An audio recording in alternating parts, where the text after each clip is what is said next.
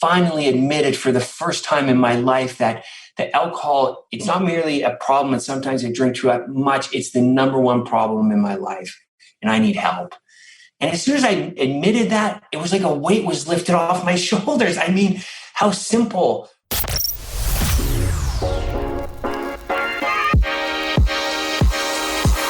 The Phil Bach Podcast. Investing, economics, entrepreneurship. Welcome back to the Phil Bach Podcast. My guest this week is Darren Schuringa. He is the founder and CEO of ASYMmetric ETFs and was previously the founder and CEO of Yorkville Capital Management, Yorkville ETF Advisors, and was a co-founder of Exchange Traded Concepts. Darren has had a remarkable journey in his career, and we're going to hear about how he overcame incredible adversity to relaunch himself and relaunch his new firm. So, Darren, thank you for joining the podcast. Phil, it's a pleasure to be here, and thank you for having me on. So I want to start here. You launched Yorkville Capital Management in 2006, and a few years later, you started on a journey to launch ETFs. And I think that's really a great place to start the story. So tell me, before the ETF launch, what did Yorkville look like? Where were you at in life? And what was the moment that sparked all the changes that were to come? What happened was I was running Yorkville Capital. We started it with 2 of 3 legs of the 3-legged investment management stool. And the 3 legs of the investment management stool are: you need investments, so that's research and portfolio management. You need operations, trading, middle office, back office, and you need sales and marketing. So we had great investments, we had great operations, but we lacked sales and marketing. So we're producing record numbers within our asset class. And we're not raising any assets. Basically, we're sitting on the friends and family money we brought in. We've grown it a little greater than that. And so I'm looking around thinking, how are we going to grow this business? We didn't have enough capital to hire a sales force. So what are we going to do to grow the business? And I stumbled across something. I'm an analyst by nature and training that was called exchange traded funds. And I looked at them and they were the killer app for financial services. They're growing at 35% at that stage, CAGR, which is compounded annual growth rate over 1 year, 3 year, 5 years since inception. What does that mean? They're not slowing down. So it's exponential growth. And it's like, wow, we can launch an ETF, little Yorkville, sitting in Midtown Manhattan, and we're going to have global reach. We're going to be featured in the New York Stock Exchange. Our funds will be on the New York Stock Exchange. We'll be in the Wall Street Journal. We're going to be online. People are going to be able to find us. They're not going to have to sign a managed account agreement. I thought this is the holy grail for us to grow. And then finally, with ETFs, there's many benefits, and 3 of them, there's 4 really. They offer transparency.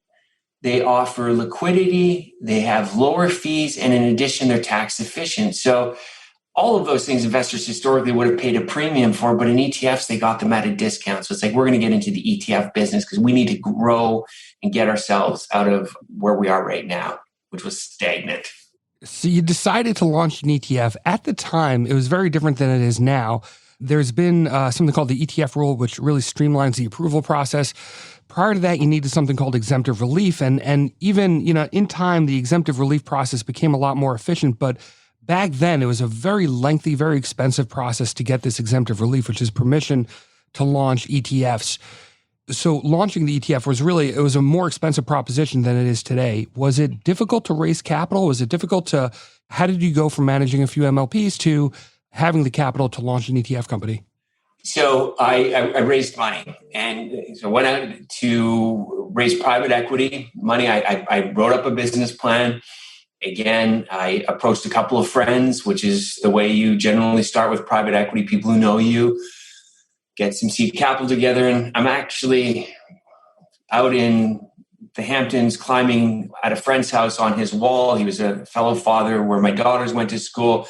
He had a water tower in the back of his property and he built a rock wall on it. So we're climbing and I said, I'm going to get into the ETF business.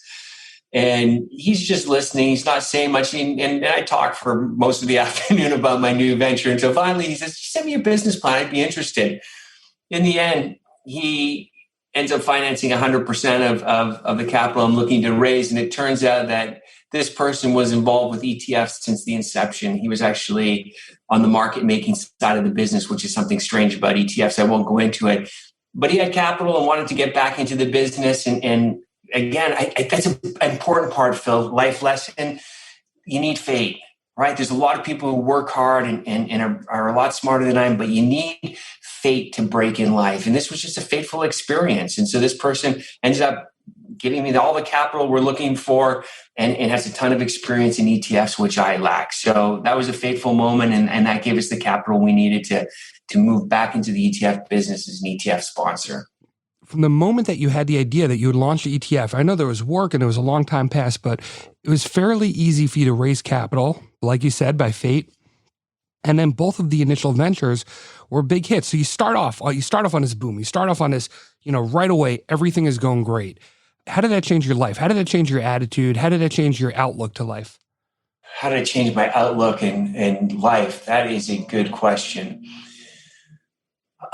I think a couple of things gave me unrealistic expectations, right? It gave me unrealistic expectations. And this is now the benefit of hindsight. So at that point, two things were easy. It was easy to raise private equity money. I really met with a couple of people before speaking to who became my ultimate partner. And within a few months, I raised a fairly sizable amount of money. And so that was unrealistic. And then number two, how easy it was to get a fund in the market that hit a chord with investors that just took off. And so both were unrealistic expectations of the process of growing and building a business. But again, I think that the flip side of it is you need that faith. I've read a lot on startups since then and studied a lot. And one of the key success factors is timing. And timing is the only thing that's beyond our control, correct? You can have all the capital that you need. You can have the right management team, a good idea. But if the market's not ready or your timing's not right, you're not going to succeed. So that is, in hindsight, the lessons I learned, not at the time, because life was pretty easy and looked pretty good. So I didn't, and interesting enough, my experience in life, I don't learn a lot when things are going well. I learn more when things are going difficult. Right? That's when I learn. I have a thick head. I think a lot of people do. I think those lessons, from hardship are they're more tangible. They're, we feel them more. And those of us, not everyone, but those of us that take hardships and learn from them and, become better people and become stronger people and can take the good from those hardships and turn them into, to lessons and positivity. I think we do. I think we learn more from failure than we do from success. Success just breeds hubris, right? And ego. But hardships and failure, really teach us a lot more. Not everyone. I think there are some people that, wilt from failure. But the people who have resilience and grit tend to learn more from failure. I completely agree with that. So you've got this new ETF business, really two ETF businesses, and business is booming. What happened next? So what happens next? Now the life lessons start to come in. So life interferes with business. And in 3 years out of the gate after launching our first ETF, so maintaining our first mover advantage, it being a top 10 fund launch of the year, I find myself in the midst of a divorce. And this becomes the turning point in my life, actually, from where I was riding a wave of success to all of a sudden the realities of life is not everything as it appears on the surface. And so this was a really a multi-year period that I'm just coming out of now. So 2015, 6 years later, it's been a ton of growth. So primarily, and let me get personal here because we've talked about it a lot beforehand, it was my divorce. What caused it was under the surface of everything going really well. I was an alcoholic in the closet. So on the surface, I didn't show anyone that. But when I went home at night, I would drink excessively. I'd had since I was in college, and it was the way I dealt with my feelings. I used to like to smoke weed pretty much every day if I could get my hands on it. I had a one hitter where I walked up Park Avenue that I'd get stoned before I'd get home.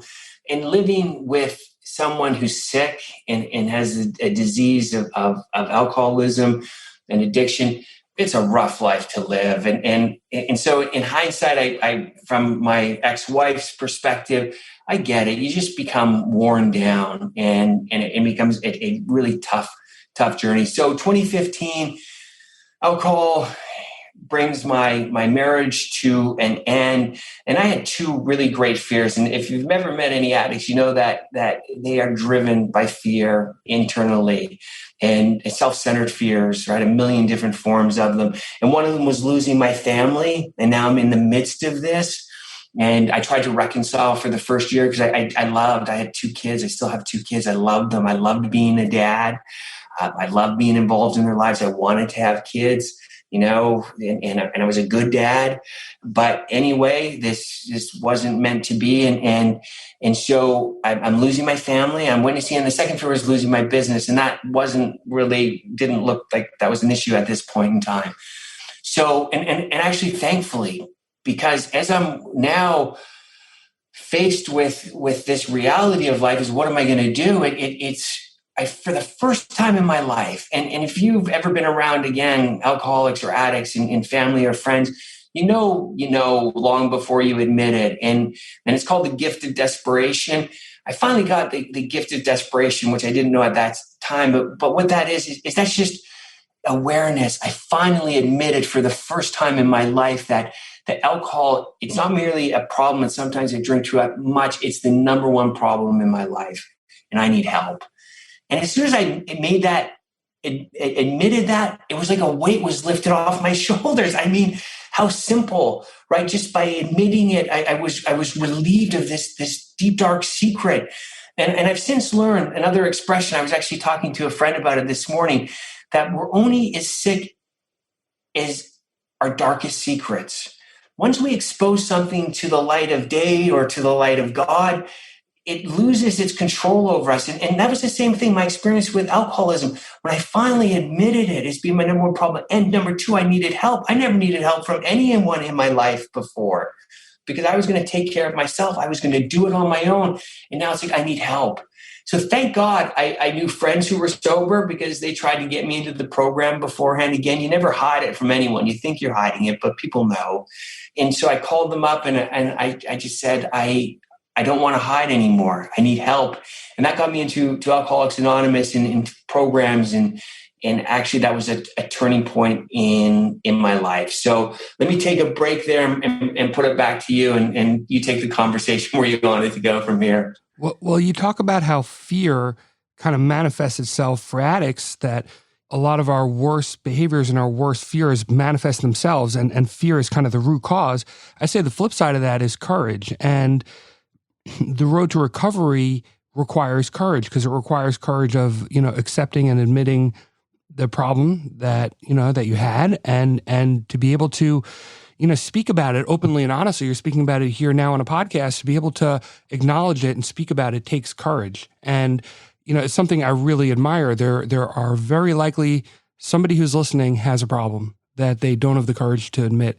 And by being out there with it, with that message, I think it really helps drive a lot of that recovery. And kind of like I said, like the flip side of manifesting our fears, on the other side of that is the courage and the ability to manifest the overcoming of those problems. And that requires courage. So somebody who's never had any problem with addiction, to be able to, I guess I'm trying to say like overcoming addiction and getting to the point that you are now, which we'll get to, but getting to the point that you are now is so much more impressive than somebody who has not had to overcome those problems and that daily struggle. So it's something that I admire very much. And I admire not only the courage, but also your ability to overcome and to persist. Thank you. Can I just say one thing on that? Because I don't want to take too much of the credit here. And this is a wonderful lesson. On my first year anniversary, and I call them rebirth days, because truly I've been given a new lease on life. I remember, and I say it every year, so I've now been sober. I'll be 8 years sober on August 30th of 2021. God has done for me that which I could not do for myself. The bottom line, AA is a program of surrender and action, right? I had to surrender my addiction to God, because if I could have done something about it, and the dream of every alcoholic is this time it'll be different. This time I'm going to drink normally like a normal person, but it's a disease. Normal doesn't exist for people who have the disease of alcoholism. And so it was a program of surrender and then action. I had to surrender my addiction to God, and part of that was the exposure, the awareness, acceptance, surrender, and then a program of action. I listened to what people told me to do, so all of a sudden there's humility coming into my life, which I didn't have before, and I'm willing to take direction from people, and we call it suggestions because you try to tell an addict what to do and they're going to get their back up. You try to tell anyone what to do and they're going to get your back up. So suggestions, I took suggestions, I did the steps. And that was a program of discovery. It's like, wow, alcoholism isn't my main problem. It is, but it's just masking up a myriad of other things that I'm covering up beneath it that I haven't even been able to deal with over all the years. So it's such a great program, and it still is. Like, a life of recovery is a spiritual life. And it's brought me closer to God on a personal level. It's given me this new outlook on life, on how I should live, what's important to me, how I should interact with other people, how I should treat other people. And so it all started from one of the worst occurrences in my life. I got divorced from my family. I was asked to move out of my house on August 30th, the day of my sobriety. It was the last day I had a drink. And I've never been back in. We didn't reconcile. We got divorced. So although I got sober, a lot of these other things that I thought would come didn't come. And so that's another life lesson here, is that life is full of spiritual prizes when you put the work in, but not necessarily, it doesn't go your way. You don't get the cash in prizes. You don't get everything you want, but it's okay because there's a spiritual resilience that develops. And that enables me to get through a lot of problems and we'll dig more into those as we go forward from my divorce here and my beginning of sobriety. But it's just giving me this beautiful resilience to tough out some pretty bad times. I want to get to that point of resilience, but to get there in the story. So, let's fast forward a little bit. You sold your interests in ETC and in Yorkville. Right. And then yet another incredible stroke of fate, a hedge fund came to you and allocated a tremendous amount of money into your MLP strategies. What was happening at that point in life? So that was right in the midst of the divorce. And again, one of the beautiful pieces of advice that came from my father, who actually started to listen to at this point. I realized that everything he said to me wasn't garbage. There was a lot of wisdom in what he had to say. And he said, don't stop working. Although your life is crumbling around you in so many different areas, don't stop working. Just keep going in. And that's good advice. Just keep putting one foot in front of the other. So I sold my interest because of the divorce ended up going through. So I needed capital. So I sold my interest in the two ETF businesses. I used that capital to settle. I maintained ownership of Yorkville Capital because I again wanted to keep the business that I poured my heart into alive. And this gave me the ability to do that by selling my interest in Yorkville ETF Advisors and exchange traded concepts. So now I'm jettisoned into the midst of another form of stardom. We're now running one of the largest hedge fund seeds of 2015. And this organization that gave us the money was a $10 billion fund of hedge funds, and has since merged with another $25 billion.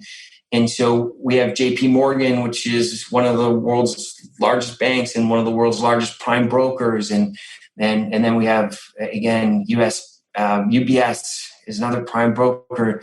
And so we're managing hedge fund money for large global institutions and sovereign wealth funds and ERISA plans. And so this is the upper echelons of the asset management business. It's extremely hard to get into the hedge fund business. It's hard to get in from the ground floor, and it's extremely hard to get in the way we did, virtually impossible. So unless fate came into play. And it wasn't just fate. I mean, I'm a really good analyst. I'm very quantitatively driven, process driven. Our firm was the fourth best performing manager in North America in terms of absolute returns over the previous 5 years. So it wasn't just luck. It was long-term investment performance. We're delivering 25% per annum, which means investors are doubling their money every 3 years. It was an incredible run. We're producing 10% above our benchmark, which is unheard of. I did say to the team, though, again, humility a little bit was there. I said, this is probably the best we're ever going to do, because in order to be the virtually the best in the whole world, in this case in the country, you have to have a tailwind. You have to be in the right asset class. And then your stock picking, you have to be on fire. And we were both. We're in a good asset class that was outperforming the broader markets. And then our hand was on fire. We were just crushing it with our stock picking and risk management. So we just hadn't been in the hedge fund business. And I can talk about the technology that brought us in there and why they made the investment. But from a life story perspective, this became life-changing. I mean, now we're again at the top of the asset management food chain, running one of the largest hedge fund seeds of the year. At your height of success, you had a house in the Hamptons, you had an apartment on Central Park North, and you were living a life of somebody who had been incredibly successful, as you were. Would you describe it as a life of excess? I was sober now. So that was, at this point, these things were all post-marriage, and it was a privileged life. And I was cognizant of my blessings here at this point, and I viewed them as blessings versus something that I earned. So it was a life of privilege. It was a life of privilege. I mean, I was able to take my family on trips. We trips of a lifetime. We went to the Maldives with my daughters, and we had a private bungalow over the water in our own pool. And how many people ever get to experience those things? So I was aware of it. I was extremely grateful that I was able to give my family these opportunities and have these memories with my children. And I was very grateful for it. But yes, I mean, it was a rarefied life. Not many people will ever get to experience this type of life. And my apartment had floor to ceiling windows overlooking Central Park. And on the north end of the park, you have southern exposure and it's sunlight all day long. And your moving picture is Central Park overlooking Midtown Manhattan, which is where all the big buildings are. So there was an incredible life. And I was incredibly blessed to have been able to experience that and share it with my family. And so it was rarefied, but it wasn't a life of excess. There was no drinking, there was no drugs, there was no women. I actually spent the first 3 years post my divorce just working on myself. I wasn't interested in dating. I didn't want to take anyone else as a hostage again through life. I wanted to get better and love me, so that if I can't love myself, I can't give someone something that I don't have. And that would be love in this case. And so I just was focused on myself, my business, and my children. And I was actually really content. I like to do things. I like to surf. I like to ski as well. I picked up guitar, and once I got divorced, because there's a lot of things changed. I had a lot of time on my hands that I didn't, living in a house with young children. And so I was doing a lot. I wasn't sure I was ever going to get remarried. I was pretty happy. I was dedicated to my kids and being a co-parent to them. And so it wasn't a life of excess, but it was a blessed life. It was a blessed life, and fortunes changed very dramatically and suddenly. What happened? Okay. So the wheels started to come off, and fate turned around, and I believe God had other plans for me. He had more growth than I thought I was able to handle, but fortunately, I believe he never gives you a cross greater than you can bear. And so the first thing that happens is PAMCO merges with this other organization, and the other organization takes control, and they have a whole different way of managing money. And what we were running was a long, short, sector-specific fund. It did exactly what it was supposed to do. It made money in the downturn of 2015 in energy. We were up. So we're delivering on our investment objectives, making money in bear markets, which is really hard to do. We were doing that, but it didn't fit in. And so Fate Now, the big organization, and we were a small fish relative to this behemoth, we lost the fund. And so from a Yorkville perspective, that was catastrophic. That was over half of our assets. That was more than that of our revenue because hedge funds pay a lot more than long-only accounts. So that was number one. Number two, energy is now under attack. The S&P 500 has been on right now from 2009 through 2021, a 12-year bull market, basically, with a couple of little pauses. Energy got crushed in 2015. It was the great energy recession, we coined it. It was down 50% energy stocks, some more, 80% if you're into oilfield service stocks. So investors were just starting to make their money back, like the S&P 500, and then we get hit again. And so now you have investors getting skittish. A lot sold at that point. So we ended up losing a lot of our long-only business left as well because it's like I can't take the losses. And then so a confluence of events. And then energy sort of for the last 5 years has moved sideways. It's been range bound and it hasn't really done much. And so people are just getting tired. And then in 2021, it even lost more money. But at that point, the damage was, or 2020, the damage was already done for me. So the net effect of all of these things over the next couple of years between 2017, 18 into 19, I was decimated. Yorkville Capital now had lost 90% of its assets and revenues. So we 90%. That's catastrophic, no matter how you slice it. And so that was the business side that turned on us. So we had two events beyond our control. One, we lost it from the hedge fund got pulled. And then two, the markets just were, remember the hot hand I mentioned before? I talked about being prophetic. It's like now we're in an asset class that's hated. And that's the only place we make money in energy. So we were just decimated. And so that rolled through my life, the blessed life. Well, what happened? I realized at the end of 2018 that I'm going to go broke. So I remember driving home to my house on Central Park North, or apartment, and I have my landlord. I was leasing the unit, and I'm crying, and I'm saying, I have to get out of this lease. I'm breaking my word. I signed a contract with this individual. I felt terrible, but I said, please let me out. I don't want to become the person who finds myself broke and now with nowhere to go and I'm holding on to your apartment. I don't want to become that tenant. And they were kind enough. They let me out of that lease. And that started 4 moves for me in under 2 years. And every move was in a U-Haul. I mean, it was just, and with me doing the moving and asking friends to come help me do it. So it was from a fall from grace. It was a big fall from grace, but the grace that I experienced in my life, and it was again a spiritual blessing, is that money at this point didn't define me anymore. And so when I lost it all, I could still hang out with my wealthy friends. Now, a lot of them, it's not surprising, they weren't around anymore because they're looking for people who can help them get higher on the ladder. But a few good friends were still around.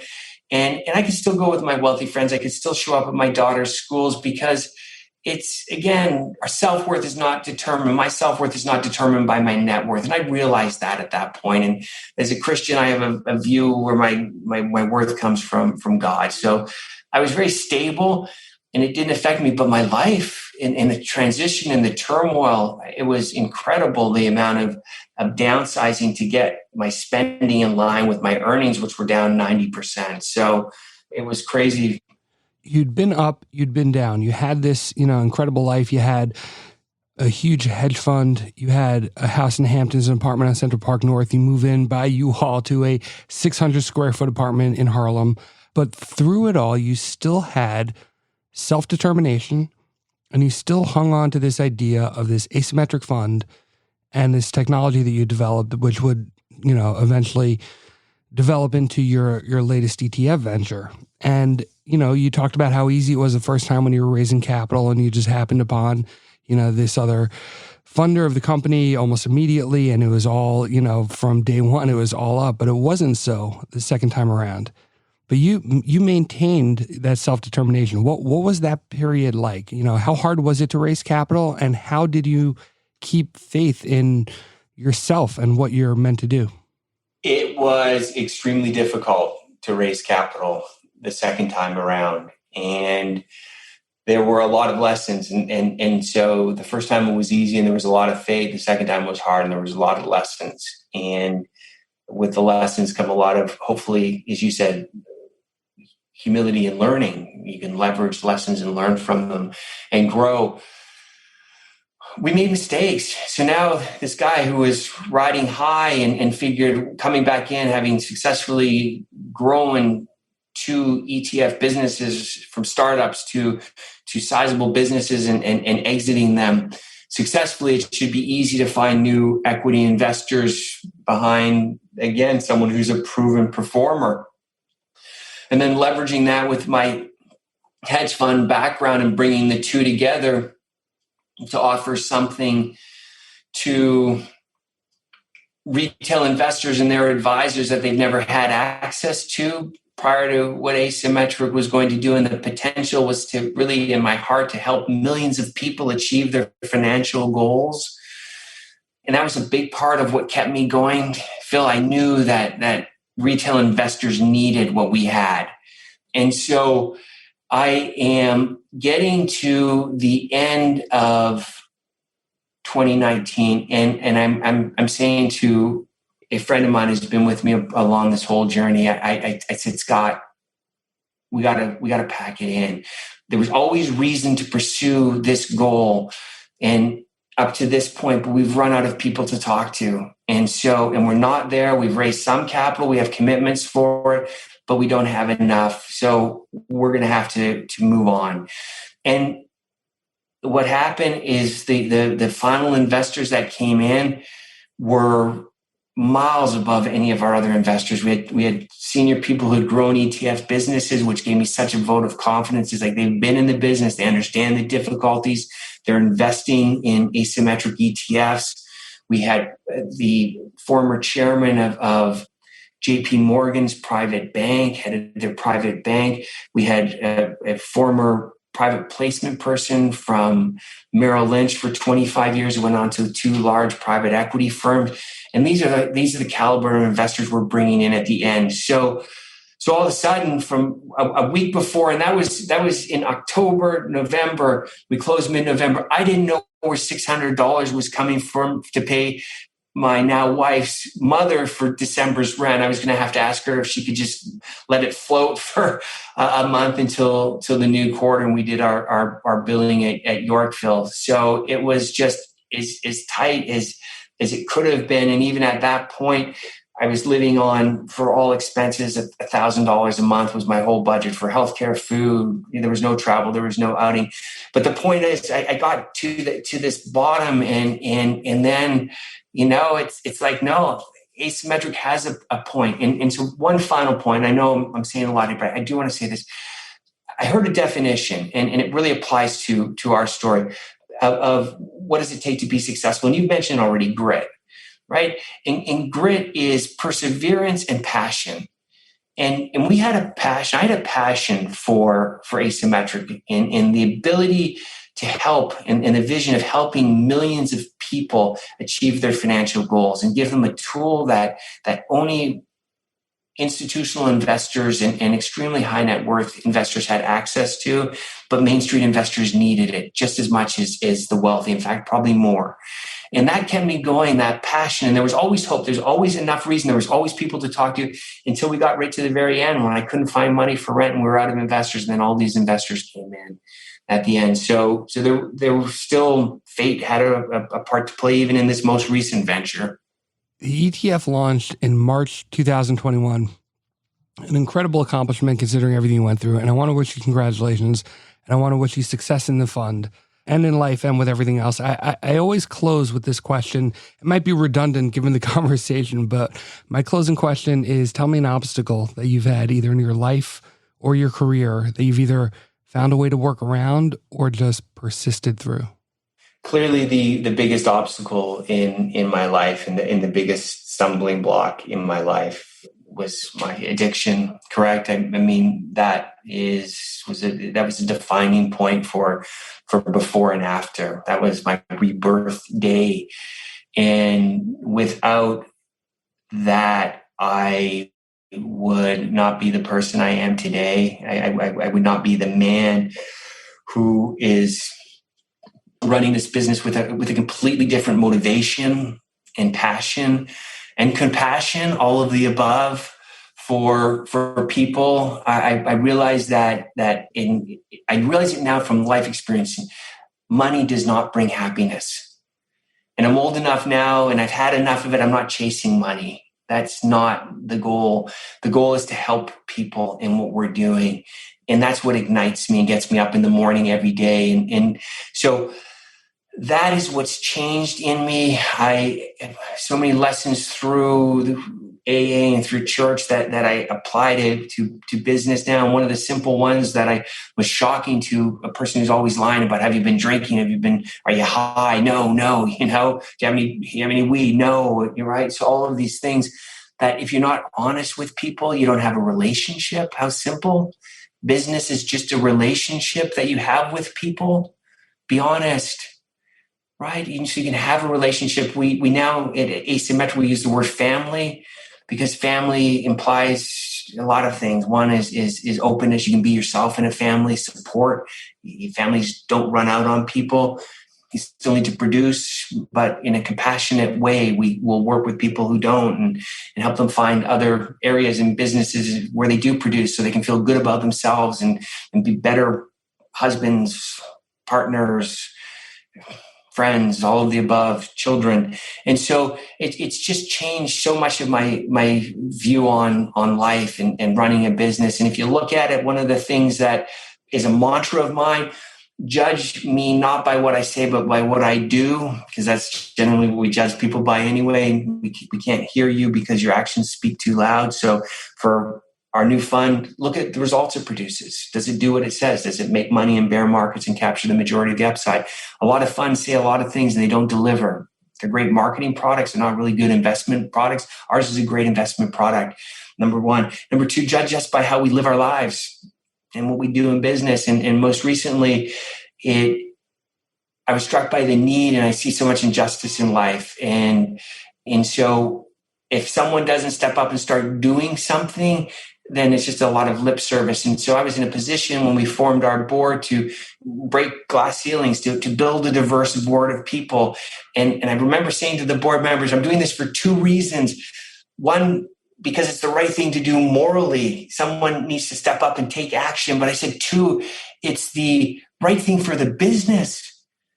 America's changing. And unless you have business women and men who are forth thinking about the future and want to be relevant in 50 years, which I pray ASYMmetric is, we need to bring in a diverse board composition so that we can position ourselves and get different ideas. And different ideas don't always sit well, and sometimes you're uncomfortable with them, but that's okay because they're bringing in a different way of looking at the world instead of surrounding yourself with people who are just like you. And we built a diverse board. We brought on, half our board, independent board is female, half is male, and they're from different cultures around the world. So we get a different viewpoint. And I believe that's the right thing for the business to remain long-term and relevant. And so the other thing is I've learned to laugh at myself a lot more. I realize I'm a flawed, broken human being. And that's why I'm able to talk to you as openly as I have been today. It's not embarrassing. This is some of my most painful lessons of the past become my greatest blessings for people going forward because I can actually help people. And that's what's important in life. It's getting outside of myself, doing things for other people. When I just did things for myself, I was extremely miserable. And so I want to, again, help people. And finally, I look at it, the serenity prayer. God grant me the serenity to accept the things I cannot change, the courage to change the things I can and the wisdom to know the difference. And I quickly learned that I can't change anything in the world around me. I can't change other people. I always wanted people to do what I wanted them to do because I thought if they did, I'd be happy and would mean I was loved. And that doesn't work. People aren't going to change for me. So the courage to change the things I can. What did I realize? That was me. I could change myself. I could change the way when things happen I didn't like, the way I reacted to them. And I found where I got the power for that was through God. And then the wisdom to know the difference. And so it just informs so many decisions of my life today and the way I treat people and interact. And I'm excited. I believe the man today who sits with ASYMmetric getting out of the gate, and I'm seeing this is going to take a whole lot more education because what we're doing is so revolutionary. It's something that's completely new, and we certainly have first mover advantage. All these good business attributes are part of ASYMmetric, but it's going to take time. We have to educate people. We're bringing something new. It's like streaming video. Well, what's that? I watch it on my TV. It's like I have stocks and bonds. Well, here's what asymmetric returns do. So we have education, but a person who's now able to manage people in a compassionate fashion and bring out the best in them, because I'm secure about who I am right now, which is an extremely broken individual. So that makes me much more qualified to lead than at any other point in my life and career. So thank you, Phil, for letting me ramble. And it's certainly been a pleasure to talk to you today. Well, I think that's a beautiful place to leave it off. And again, I want to wish you congratulations on the ETF launch. It clearly was not easy. So congratulations on getting it done, and wish you a ton of success. Thank you for joining me on a podcast. Thank you to the audience for your time and attention. Please rate, subscribe, all that stuff. And we'll be back on next week. Thank you for listening to the Phil Bach Podcast. If you enjoyed the show, please take a moment to drop a review. This show was published for entertainment purposes only and is not investment advice. Please contact a licensed professional before making any investments. Some of the securities discussed on the show may be owned by its participants. Opinions expressed on the show may not reflect those of their employers. Stay hungry and stay foolish.